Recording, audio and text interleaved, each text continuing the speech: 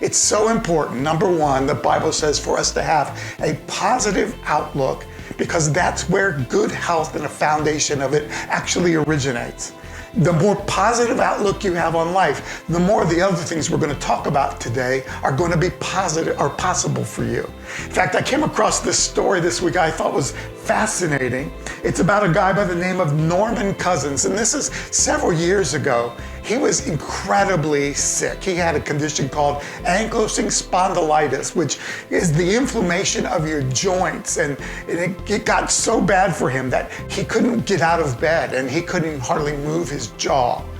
And so he got to thinking about all the difficult things that negative thinking has upon his life and the negative processes that were going through his head. And he said, well, maybe if I reverse that, something will change. And so he prescribed for himself, after the doctor had him on an incredible regimen of all kinds of medications. And by the way, the doctor said 1 in 500 people who have this condition that you have will not end up crippled or die early. And so this guy was incredibly, fixated on doing something that's going to improve his life, but he didn't know where to begin. And so he came up with this idea that if he could just smile more and laugh more. And so he began from his bed watching comedic shows and stand-up comedians and the old show Candid Camera and those kinds of things. And here's what he discovered from his personal experience. For every 20 minutes of solid laughter that he experienced, he could get 2 hours of pain-free sleep. And so he began what he called his laughter therapy over and over again, increasing it. And the doctor took him off his pills and he was on this high dose of vitamin C. And on that and his laughter therapy, in just a year, he was able to go from an invalid to almost a pain-free life. And he writes in his book, it's called Anatomy of an Illness, the power of laughter. The power of positive emotions and the incredible way that it improves our life. And the fact is, for many of us, we don't laugh much anymore. We're not happy. We don't have the ability to play. We're so serious. And we feed ourselves a diet of negative thinking and media and doom scrolling through social media.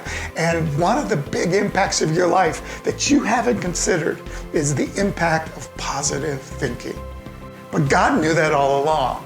God knows, and we should know, that when we have negative emotions, when we go through difficult times that cause us to just nurse those emotions, and that pattern of thinking just kind of comes into our life, that it's going to cause our health to rapidly deteriorate.